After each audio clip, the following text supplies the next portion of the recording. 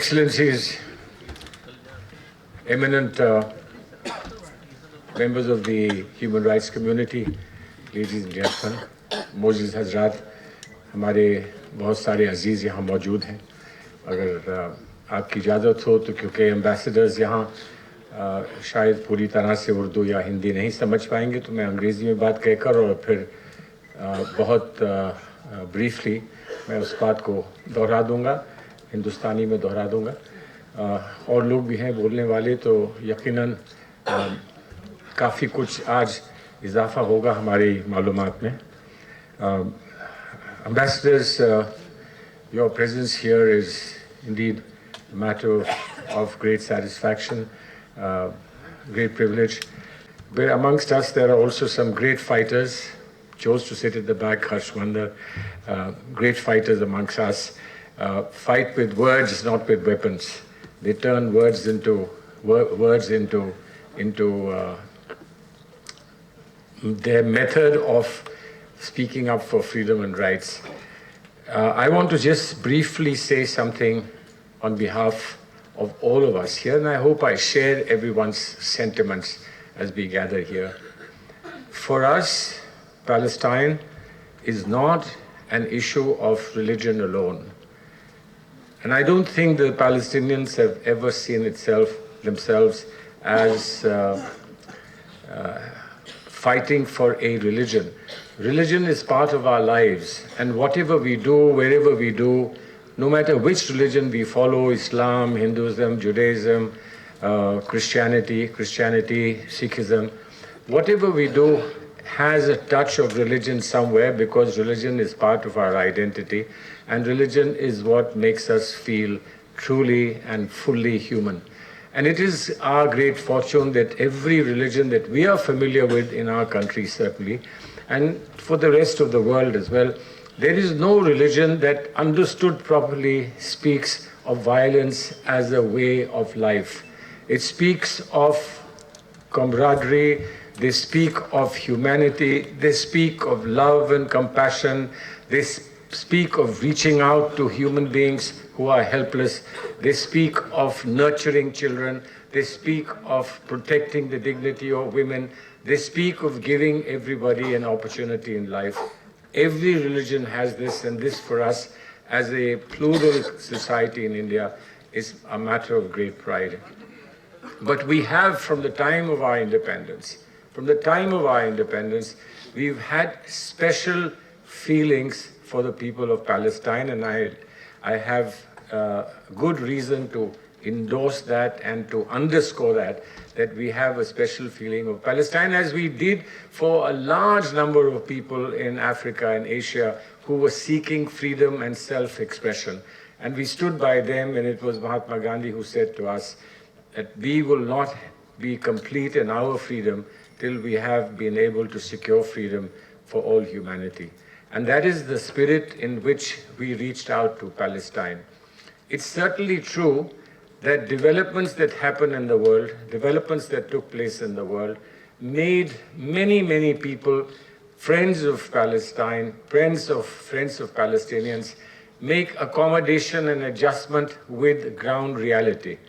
Reluctantly, under persuasion, under some form of pressure, but they made some accommodation with developing reality, and perhaps India did that too, but without compromising even an iota of our commitment for the freedom of the people of Palestine and the dignity of Palestine. So you mean so much to us. You have always meant so much to us, and we feel very sad that we cannot do more for you than we could be expected to do. That's the sadness that touches our heart, and therefore in our prayers you are there constantly, and whatever we believe you deserve, we will stand by it, if in no other way, by showing a gathering where the best minds and best hearts and the best people of our country will come and say, we stand by you, Palestine. Now, some people did say just now in one of the introductions, etc., that no one is speaking for you. That's not true. I think if you look across the globe, the streets of the Western capitals are full of people who are pouring out with compassion and support for the people of Palestine. And remarkable thing is that there is no distinction amongst the young people who are coming out of religion. Every religion is represented amongst people who have come out in support of you. And if we haven't come out in support of you, to the same extent have come out in small gatherings, in small meetings, in small confabulations, it is because we have been in the last few years preoccupied with many issues of our own, many issues that we are trying to resolve, but we feel sometimes they become too large for us, and therefore maybe our people often think, let's do something to bring light in our midst before we talk of taking light somewhere else. But we remain committed to you, and that's the reason why IMCR has gathered all of you here today. This may not be the last time that we will have to gather.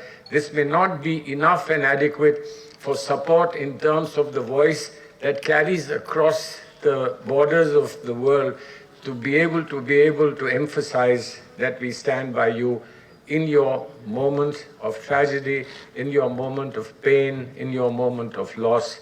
It is, of course, centered upon your soul. It is centered on your people, but this is a loss and tragedy for all humanity, not you alone. And we still don't know, after so many weeks, we don't know what the resolution can be. There are clear statements of intent by many, many countries across the world and over the periods, over the decades, of solution which can only be in the form of a two-state solution. There have to be a neighborhood existence of the people of Palestine and the people of Israel. And there are people, fortunately today in Israel, who support this. There are many people who don't support it. There are many people who show maps in which Palestine does not figure. But there are many people who open their hearts to say that Palestine as an equal state with Israel will exist. This is, if you like, a dream today.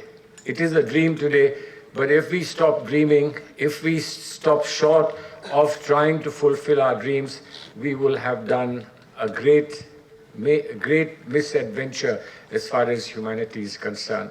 So this is how we want you to see. Tell us what more we can do. Tell us how more we can proceed to continue to support you in this action. And we are not saying that anybody else is beyond the pale of our reach. If our words can persuade anyone that is today not available to us, our words must reach them. And all we can say to them is, "Tu idhar udhar ki na baat kar, ye bata ke kafle kyun lute? हमें रहज़नों से गरज नहीं तेरी रहबरी का सवाल है." And this goes out to the top leaders of the world who speak of democracy, who speak of freedom, who speak of justice, who speak of equality, who speak of essential humanitarian commitment. And what has the world asked for today? We've only asked for humanitarian ceasefire. Humanitarian ceasefire is not the end of the story, it is the beginning of a new chapter in the story. So much more will have to be done unimaginably as to what all will be necessary to give people just an iota of assurance, iota of peace, iota of comfort, and an iota of satisfaction that they can live their lives without the fear of bombs, without the fear of missiles, without the fear of a very, very strong army against them. Maybe, if we succeed in this, maybe we will write a new chapter in the world's history. Maybe people will learn from success that we must gain. There is no option but to succeed in bringing peace to Palestine. If we don't succeed, hope will be wiped out from the world. So let us today, all of us, pray and hope that we will succeed, that we are determined to succeed. हम लोग सब अहद करें कि इसमें हम कामयाब होंगे नाकामयाबी का आज हमारे सामने कोई सवाल, कोई ऑप्शन नहीं है। अगर हम यहाँ नाकामयाब हो गए तो फिर हम ज़िंदगी में कहीं और कामयाब कैसे होंगे। ना हम आँख मूंद लें, ना हम आँख बंद करें, ना चेहरा मोड़ लें, क्योंकि ये लड़ाई आपकी नहीं है, ये तकलीफ़ आपकी नहीं है, ये तकलीफ़ हम सब की है। इन्हीं अल्फाज के साथ मैं आप सबका शुक्रगुज़ार हूँ। आप लोग यहाँ आए, मौजूद हुए और आपने फ़िलिस्तीन को ताउन अपना दिया है, और यकीनन फ़िलिस्तीन को ताउन देना ह्यूमैनिटी को, इंसानियत को ताउन देना है। बहुत बहुत शुक्रिया। Thank you.